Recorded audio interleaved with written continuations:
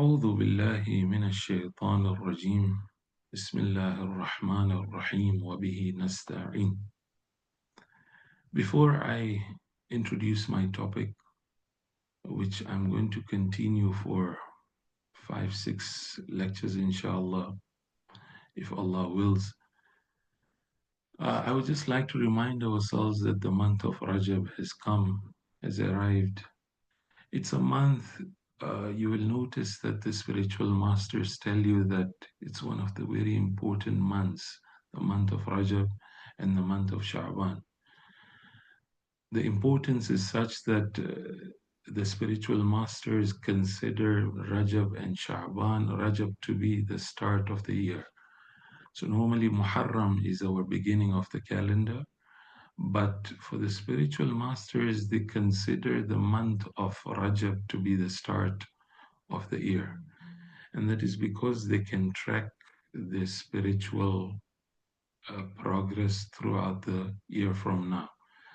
So they begin in the month of Rajab. And they will tell you also that the month is such that if we can prepare ourselves in the month of Rajab and Sha'ban, then there's a huge possibility, there's a great possibility that Allah will accept us in the month of Ramadan as His guests also. So it's one of those few times, one of those great periods where we have the opportunity to uplift ourselves spiritually. We pray to Allah to give us tawfiq, inshallah, to be able to comprehend these 2 months so that we can be able to benefit and become the real guests of Allah in the month of Ramadan, inshallah. Now, the title of the series, which I've decided, is Unity in Diversity in Islamic History. So there's a background to this topic. You see, this was 11, 12 months ago when the Gaza Palestine massacre had started, 14 months ago, yes. And then just after that, me and a friend, we were discussing the need for the Muslims to unite because of what was happening and still happening in Palestine. We were talking to each other saying that it's enough for Muslims to fight now. We need to unite because now we have a bigger common enemy who is after finishing the Palestinians, and after that they will not stop with Palestine, you know. So one of the things he commented, which really made me think, and this is basically the result are these lectures. He said, all what we hear throughout the lectures is this, that we hear about Muslim conflicts, Shia Sunni conflicts, Shia Sunni rivalry, Shia Sunni differences. We never hear a topic somebody discussing that, oh, Shia and Sunnis, Sunnis and Sunnis, Shias and Shias collaborated in history. All what we hear is conflicts between the Muslims. So this put me into a thought that, oh, why don't I prepare something on this ground that, okay, the cooperation between Muslims throughout history. And this is the result of this discussions. These lectures now are a result of that discussion we had with this friend of mine. So these lectures are long overdue, 11, 12 months now. It was supposed to be given. I got busy with my university. I couldn't prepare much. But I believe they're more relevant even today. That we need to be able to tell the Muslims to unite, and the need for Muslims to unite, the need is even more today. And the reason is what happened in Syria. Okay, so personally, I am very happy that whenever there is a downfall of any dictator, okay, the Middle East is full of dictators. Some dictators are more cruel than the others. So whenever there's a downfall of a dictator, we should really be happy we should be celebrating those moments. And that is why when we see people celebrating what's happening in Syria, yes, we should be celebrating these moments. But there is a fear together with what has happened in Syria. And that is what is making a person like me not be in a celebratory mode yet. We have to still pause. Rather, I'm saying the Muslims need to be more awake. They need to be more aware the plans going on behind to disunite us, to put us again into conflicts. Now, and that is why I feel these lectures are even more relevant today than it was 10, 11 months ago. And the reason I mentioned for this is that, again, I'm not a political analyst, but whatever you read and whatever you hear from these political analysts makes you fear that if we Muslims are not aware and we are not awake, we will be taken again by this tide of divisions and sectarianism. So I remember when the war in Lebanon, so Palestine and Lebanon war was going on, there was one analyst I heard. He made this prediction, and this prediction seems to be a very real prediction. He said that wait for this war to finish. So the Israelis are waiting this war to finish. And then, because they lost their PR game, okay, this is something they themselves agree that the PR game which they have lost it. So now what is happening is this analyst was saying that they will do something, these Zionists will do something to be able to divert the attention of the whole world from the massacre which they have committed in Palestine and take the whole world towards somewhere else. So my fear is that Syria should not be the game which they want to play and the area where they want to play this game. And that is why I'm not celebrating yet. I'm waiting to see what's happening in Syria so that we can see the final outcome of this new government which has come in. So that is one fear. Fear number two is, if you notice, again, the analysts will tell you that each country is now vying for a piece of cake in Syria. So Israel has taken one portion of Syria. It has come as near as 15 kilometers to Damascus. Okay, that's how much it has taken land. And you know, the Zionists, when they take land, they tell you we're taking it temporarily, but the temporary can be as long as permanent. So that's on one side. The other side of Syria is then Americans who are just taking up the resources of the Syrians. And then there's Turkey, which is now the analysts are discussing neo-Ottomanism, the new era of Ottomaniya Khilafah, which is being discussed again by the analysts. So Turkey is one of the biggest players now in Syria, and this discussion of expanding this Ottomaniya and Ottoman Empire. I hope, and I wish all these are wrong. And then further than that, you see that every country in the Middle East, apart from Egypt, as much as I'm aware of, every country in the Middle East is either send an envoy to Syria or the ministers have stood up and gone to their country. So recently we saw the Syrian minister going to Saudi. Some are coming in, okay? So it's basically each and every country now wants a piece of cake in this country and wants a portion of this country. And then you have European delegations and American delegations also standing up and going to Syria. And this gets you worried. that what's happening in Syria is worrisome. Okay, when all these players come together in one place, there's so much they want to do in this area. The discussion going on in within analysts is this. Again, these are fears, and I hope these fears don't become true. The analysts tell you that Syria, they're planning to turn it into a new Libya. If you notice, Libya is divided into two groups, but two groups are even divided by subgroups. Okay, so on one side you have, for example, Qatar and Turkey, and then on the other side you have the Americans and the UAE and the Saudi, and then the Russians also on one side. Each and everyone wants a piece of cake in Libya.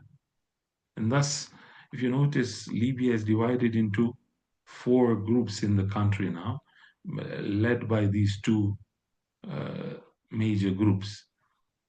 Okay, so there are fears going on that Syria can be turned into that. There are fears, analysts are talking about the new Yugoslavia.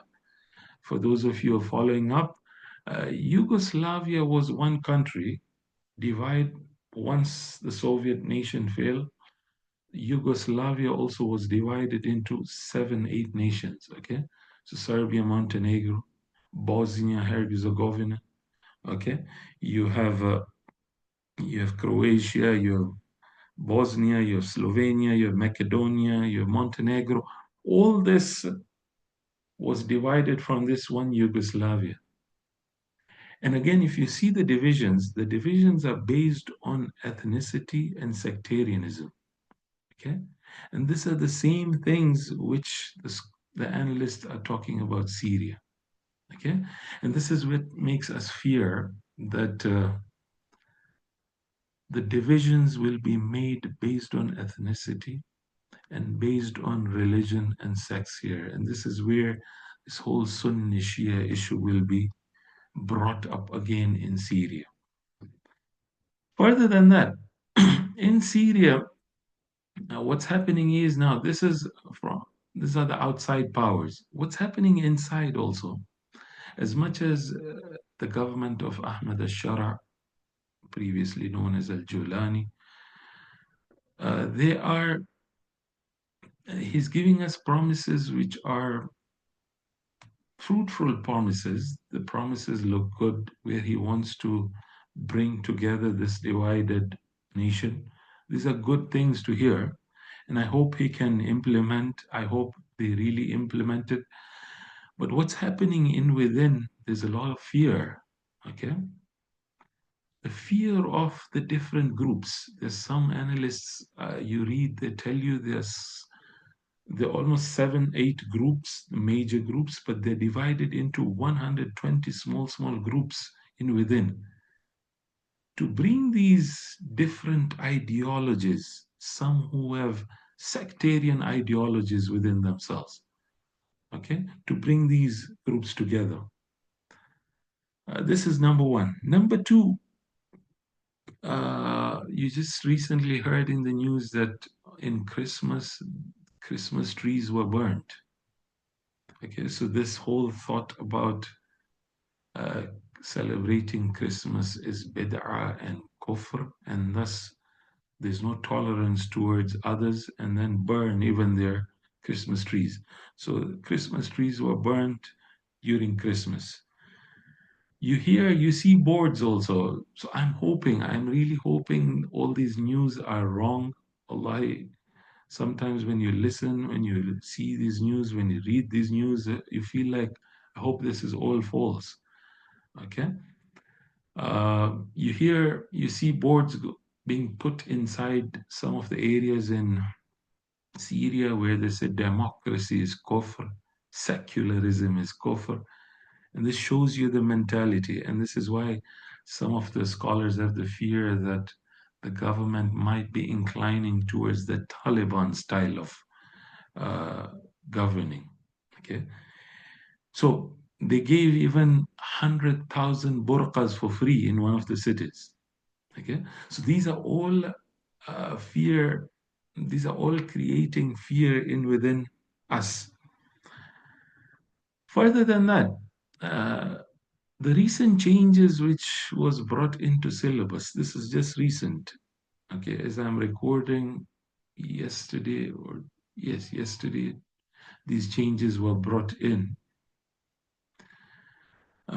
Some of the changes in the syllabus, again, they don't look very good. They don't look very promising. They look, again, the same sectarianism, the same intolerance being brought in again. Okay, so uh, all these happening in Syria, I believe it's even more pertinent, and the topic we have chosen is even more relevant today in the period we are living in today. So this is Syria. As I said, that one of the analysts had said that there's going to be diversion and distraction from the Middle East. Notice now the suicide bombings have started again in the West. So the recent one, again, the New Orleans. IS and ISIS has come back to the West again. All these years it was silent, but these are plans again to bring that anti-Islamic Islam and Islamophobia again into the West.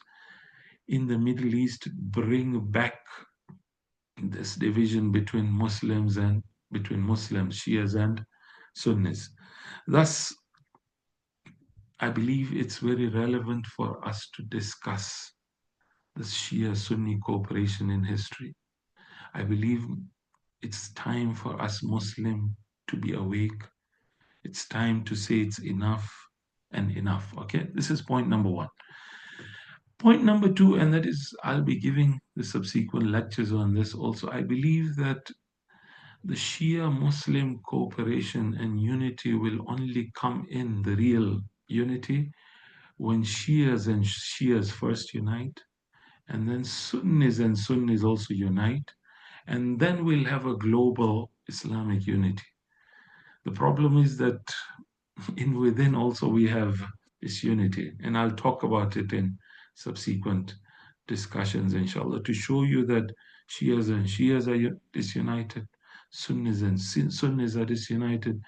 If this is the state of the Ummah, then how do we achieve the Muslim global unity? Okay, so and finally, I believe this is a small, humble uh, effort I'm taking. I know my audience is small, and wallahi, audience doesn't make much difference. All what I'm taking this effort in order to tell Allah on the day of judgment, oh Allah, I tried in my small capacity to try and unite the Muslim Ummah to as much as in my capacity. Further than that, it was not in my capacity. Okay, so this was a few introductory points. I come to my discussion, inshallah. I start my discussion. So this is the topic I have decided to pick up. The topic is, so as I say, the topic I've chosen is unity in diversity in Islamic history, where I'll be talking about the cooperation between Muslims in history. But before that, I'll have some introductory discussions, which I feel are important. Uh, so, to start, the first issue which I would like to discuss is that why unity? And maybe this is the only issue I will discuss today. In subsequent discussions, I discuss the other issues. Why unity? Why should we as Muslims unite? My first reason, my dear brothers and sisters in Islam, is enough is enough. Enough fighting. We have fought enough. Isn't it time? The time has come for us to stop these disputes. We should agree to disagree. If the places we agree to agree, Alhamdulillah. If we agree to if we even disagree on some things, we should agree to disagree and accept this diversity. And that's why I put the title Unity in Diversity. We should unite with our diversity. It's enough. The fighting is enough. Okay?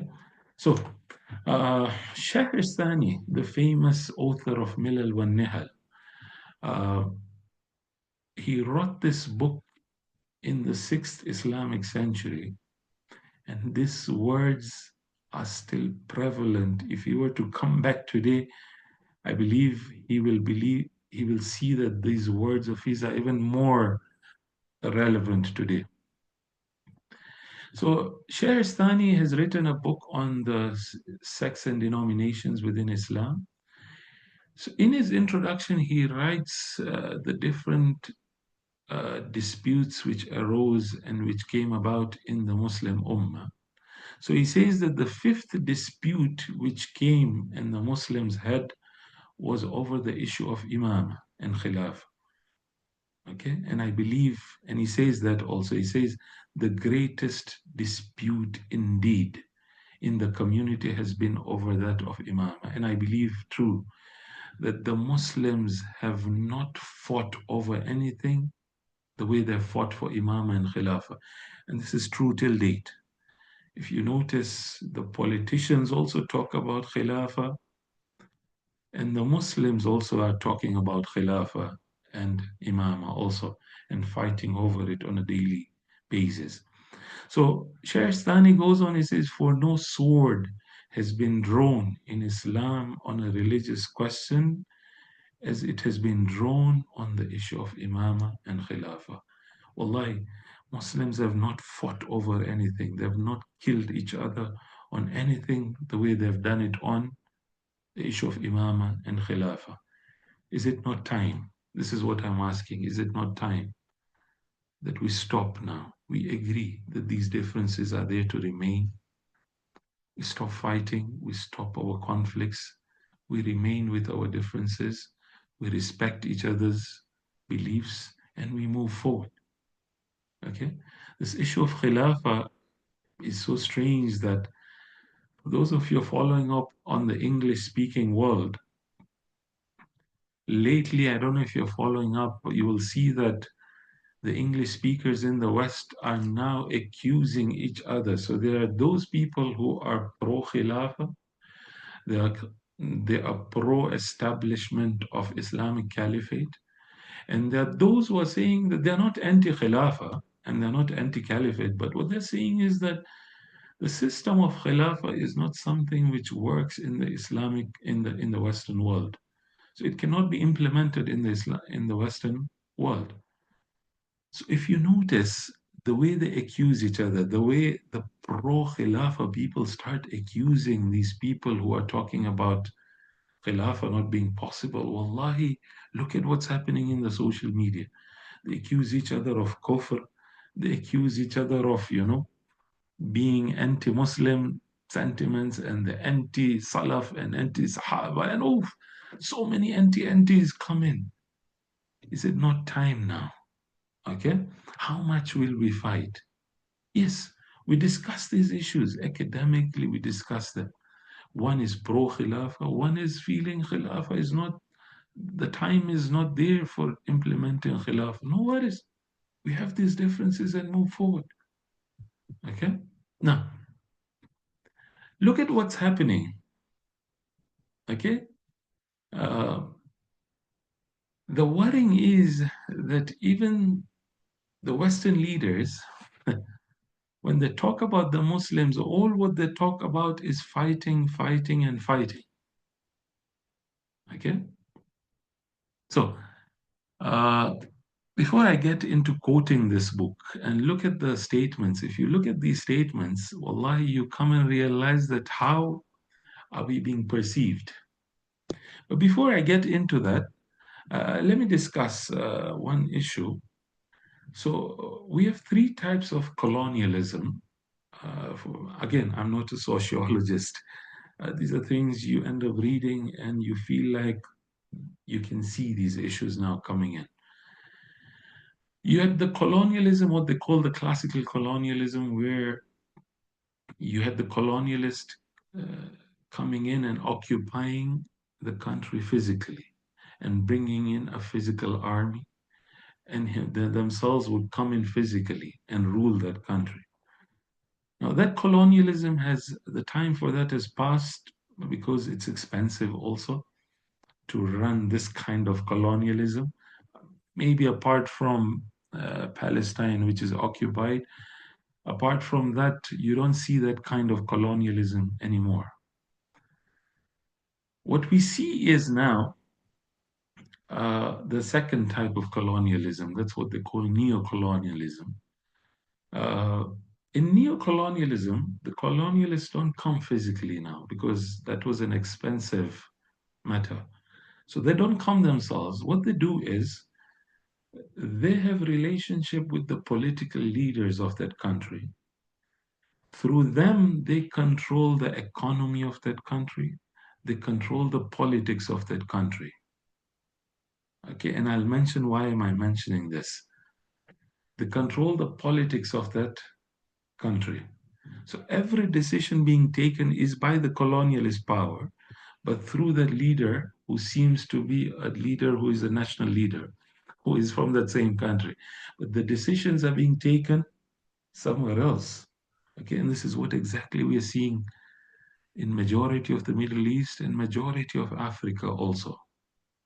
Okay, even though we are not physically colonialized, but this neo-colonialism is working now.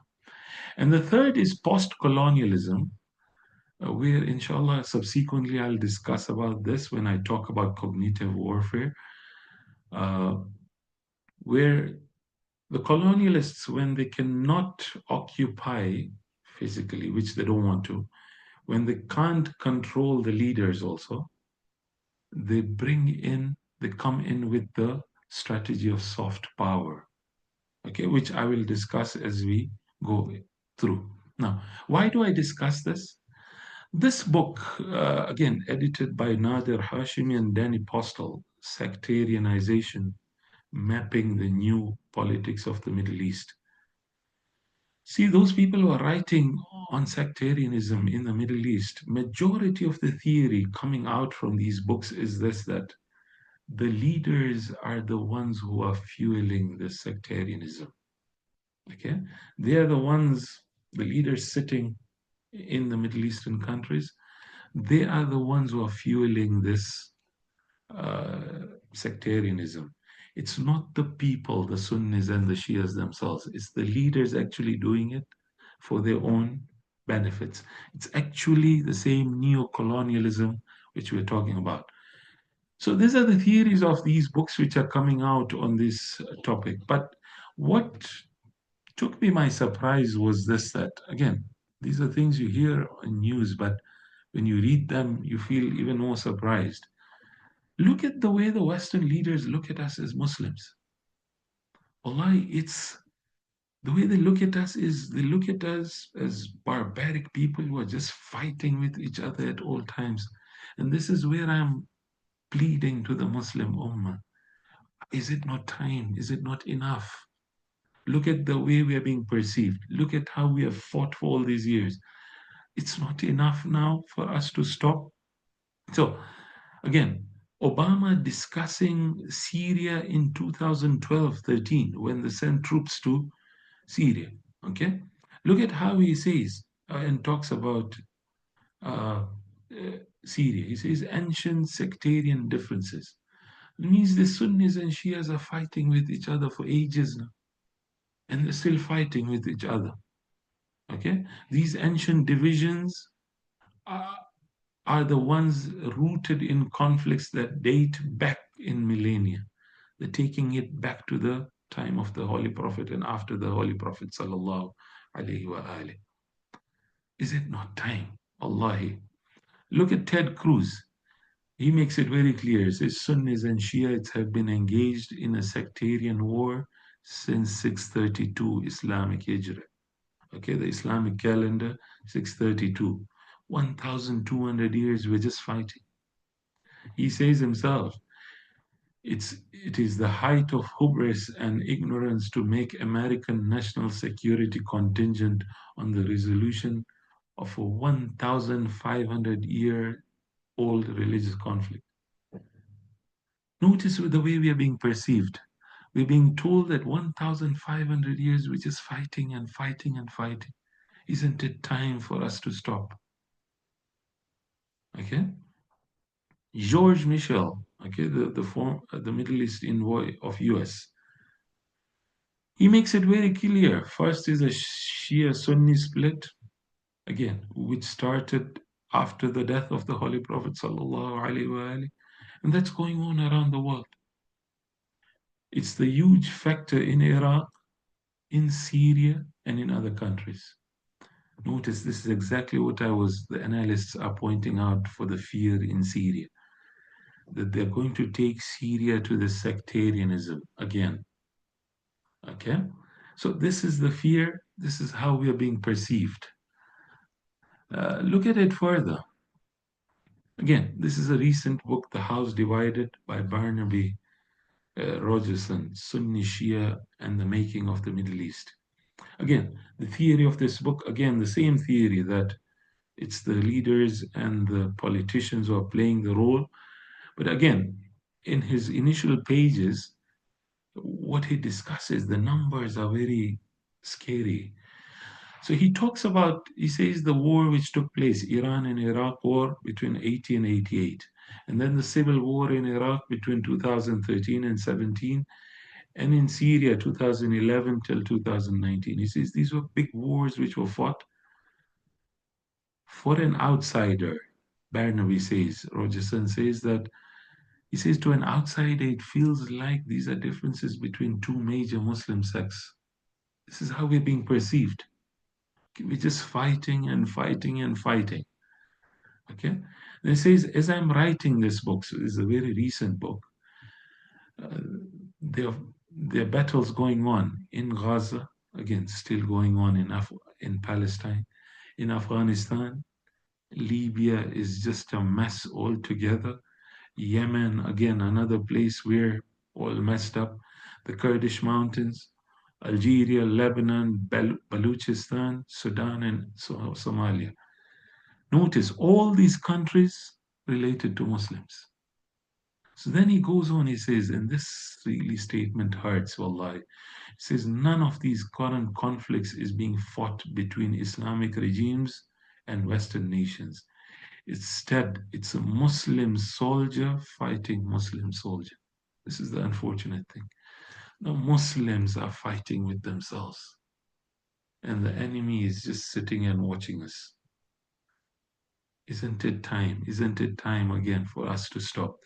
He goes on to say, notice, he says, the Middle East contains 5% of humanity. It's 5% only the Middle East. But look at what it's producing. It says it's 5% of humanity, but has produced 58% of the refugees and 68% of battle mortalities. Okay, so he says these figures come before the war in Ukraine. Notice almost 2/3 of the problems is coming from the Middle East. Wallahi, aren't we ashamed of ourselves as Muslims that how much will we keep on fighting? Okay. And this is where I stop. I'll continue in my next discussion. Look at the effect of these fightings. Okay. Um, uh, there's a discussion going on, and researchers are researching on this topic. You notice that statistics tell you that the highest level of conversions happening in the West is to Islam. Okay, we've been told Islam is the fastest growing religion. So there's some now who are discussing that are these because of conversions, or is it because the the Muslim generation, the Muslim birth rates are more? Okay, this is one discussion. A second discussion being done is that how many of these converts are leaving? They're coming into, if let's say that these are converts, so there's a discussion now that how many of these converts are going back and they're leaving Islam. Okay, so I bumped into this small write-up, Imam Luqman, similar articles also. But what he's come up with is that if it's true, wallahi, this is disturbing. Okay, this is not very healthy for what's happening. He says that 7 out of 10 converts are leaving Islam again. And the reason, he says that, notice, the most common causes are information overload. Again, we're living in a world where information is we're being overloaded with information. But what's important is here, coupled with too many different directions of instruction.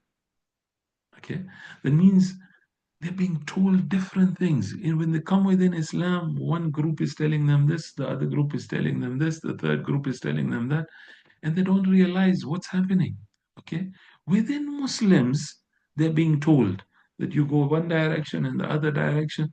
Notice, the new Muslim is often given conflicting information about what they should do, which group they should join. Yeah, we are groups and groups now. So now you're being told, okay, join this group and don't join this group and don't join this group. Who and what should they love and hate? This is where it is reached. Okay. I wish we Muslims should focus on Allah and the Messenger sallallahu alaihi wasallam, and say the love should be focused towards this two entities. قل إن كنتم تحبون الله فاتبعوني خلاص. Okay, the focus should be Allah and the Prophet and the personality of the Prophet, and the love should be directed towards them, and leave alone ourselves out of this. But unfortunately now each and every group has made a leader out of themselves, and each of them is like, okay, love this one and don't hate this one and hate that one. Okay, worse than that, where can they go and cannot go to worship? So now Muslims have masajid now and mosques now. Go to this mosque and don't go to this mosque. Is this the level we have reached? So he says, this Imam Luqman says, the average Muslim convert spends about 5 to 7 years literally going around in circles with their religion. So they don't know. 5 to 7 years, they're just researching which Islam should I follow. And eventually what happens? They leave it. So he then goes on. Other times they're busy trying out different types of Islam, different labels, each one requiring that he or she readjust their faith foundation. And in within Islam now, you need to readjust yourself and realign yourself as if you're coming out of Islam and going back to another religion altogether. That's how it's become Islam today. Okay, and each group speaking ill of the other group. So one day a Salafi, the next day a Sufi, the next day a Maliki, the next day a Habashi, the next day a Tablighi, and these groups are so many. Okay, isn't it time? So this is the first point I was making. Why unity? Enough fighting. My brothers and sisters in Islam, it's enough fighting. In conclusion, isn't it enough for us to stop fighting? The reason being, we've fought enough. We've fought since the time after the death of the Prophet till date. It's enough now, number one. Number two, the enemies want us to fight. That's the worst part of it. The enemies want us to divide, and we're giving in to that. Okay, where is that common goal? Where is that common hadaf which we should have? Where is it going? Okay, And number three, more importantly, we're losing the resources which are coming into Islam. The reason being our own differences and our own conflicts. Okay? So, in the end, again, it's the month of Rajab, the month where it's haram to fight. It's one of those haram months. We pray to Allah that Allah should give us the strength to make a decision, to make a firm decision in this month, in these holy months, to make a firm decision for us to unite together and stop our conflicts. And if we agree to agree, Alhamdulillah. If we don't agree, we will make this firm decision that we'll agree to disagree.